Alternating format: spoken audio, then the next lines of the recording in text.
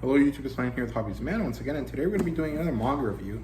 Today we're going to be looking at the first volume of Pokemon Adventures, and this is not a first impressions review because this is a full contained story. This is actually 3 volumes that are all one arc essentially of the Pokemon Adventures manga. So Pokemon Adventures Collector's Edition Volume 1 contains red, green, and blue, which are each a specific volume that pertain to the first arc of the series, which is Generation 1. Specifically, the red, blue, and green games. And the author here is Hidenori Kasuka and illustrated by Mato, who does a really good job with the illustrations. It's not Ken Sugimori artwork by any means, but it still kind of has a more old school vibe to it. It's pretty good looking, actually. I like it a lot. And it's pretty well made. So, yeah, the publisher is Viz, as you guys can see right there. This is not a signature line book, but it is in that same style. It's that size. It has really nice white paper. And honestly, the only real complaint I have about the edition is that I wish it had at least some sort of French flap or something, because this is just too it's just too flimsy for the weight of the paper. So I wish it had French flaps, but other than that, I don't really have a complaint. I mean, technically, it kind of ticks one of my pet peeves, which is the fact that it's a collector's edition. It's supposed to be a premium product, and it doesn't have a hardcover. But it's, even though it's a pet peeve, I don't really mind. I'm actually quite happy that it doesn't have a hardcover, because I actually think that hardcovers are less good in terms of readability than paperback books. So I'm happy that it doesn't have one, even though a collector's edition, a top of the line product, should have all of the bells and whistles, even if I don't like them, right? So yeah. The demographic here is Kodomo. So if you're not aware, Kodomo is the 5th major demographic, and it actually refers to children's manga. So it's really weird because this is technically not a children's manga. Like, there's a lot of gore here, but because it's a video game adaptation of a game aimed at children, it is a Kodomo series. It comes out in CoroCoro magazine, which, if you're into Pokemon games at all, you'll know that CoroCoro also has a lot of Pokemon advertisements in it, and there's a lot of leaks and stuff that happen through CoroCoro, so it's a pretty interesting idea. The genres here are sci-fantasy in some ways. There's a scientific element to the Pokemon world, and there's also a very big fantasy element in the Pokemon world, because the animals are superpowered animals instead of normal cats and dogs, right? And of course, this has an adventure element to it as well. And this does not have an adaptation, and there really is no exact adaptation for this story. Even though this adapts to video game, but it kind of takes it its own way, because the video game is an RPG, so you're supposed to be the person doing the adventure. This character has to be his own person, so it's not a direct adaptation. The anime, you know, the one that follows Ash, is of course not an adaptation of this, even though it kind of has the same general story beats. And the Pokemon Generations anime that was supposed to follow Red and Blue in the Mega Evolution timeline is also not an adaptation of this, even though they're all kind of the same story. They're just different versions of it, so be aware of that.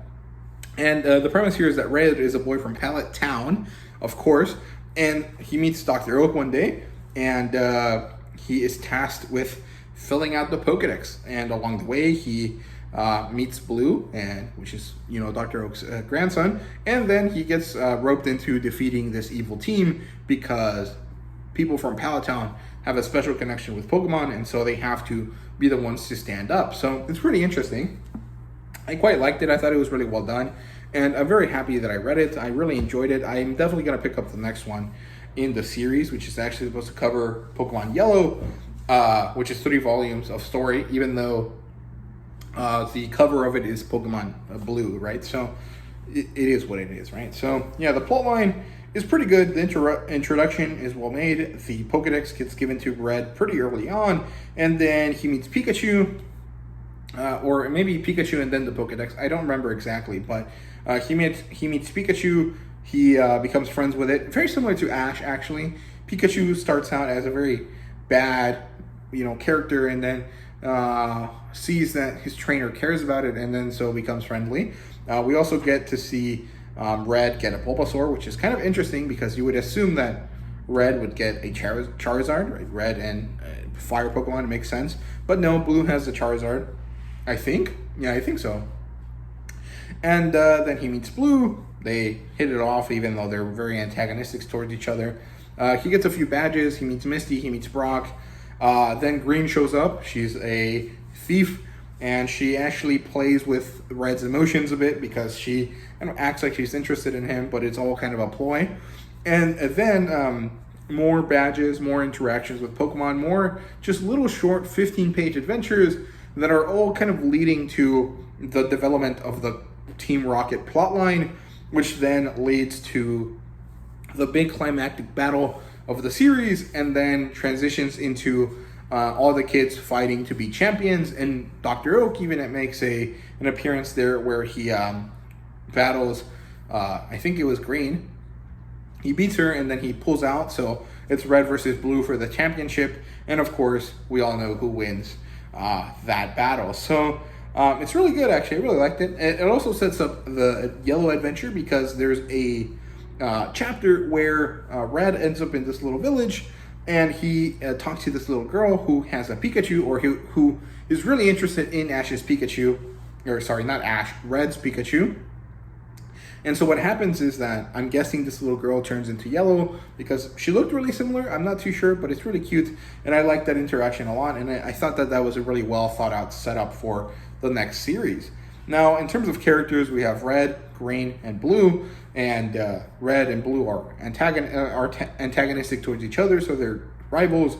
Green is kind of like not really their rival, but she's not really their friend either. She's kind of some in-between thing. She's also from Pallet Town, even though she has a kind of a dark story to her background, but it's pretty interesting. Of course, Dr. Oak shows up. All of the gym leaders show up.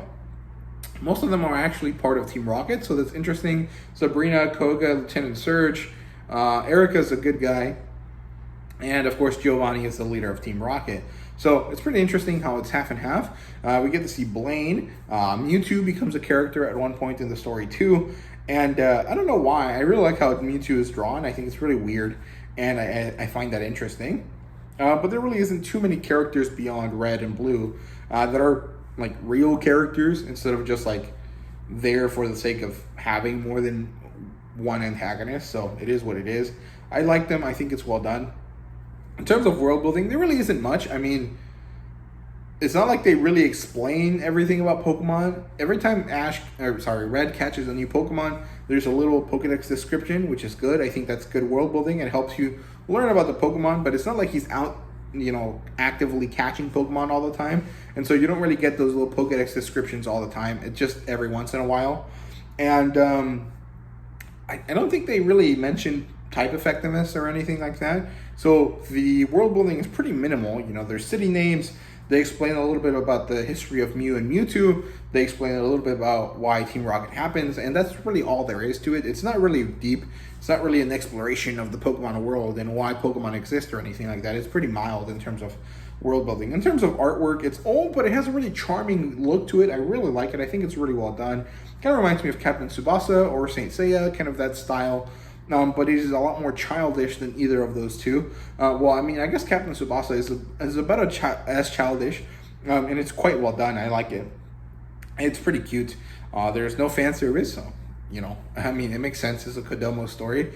It probably doesn't make sense for kids to be, given content that would be sexual in nature, right? So there you go. In terms of a rating, this is a 4 out of 5. I didn't think it was perfect, mostly because it's not really aimed at me, and so a lot of things don't really end up being all that interesting. Like a lot of the little comedy bits don't really make sense to me. They don't really matter to me. They make sense for kids, and I think that's good.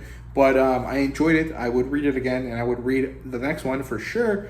And it is enjoyable and nostalgic, but it isn't like top tier storytelling. So it's not a 5 out of 5. I didn't really like it like that. So it is what it is. It's quite good. I definitely recommend it if you're a fan of Pokemon in any capacity. You'll probably have a lot of fun with this story. So yeah, that's all I have to say. I hope you guys enjoyed the video. If you did, please like and subscribe and comment down below. Let me know what you thought. And thank you guys very much for watching. See you guys later.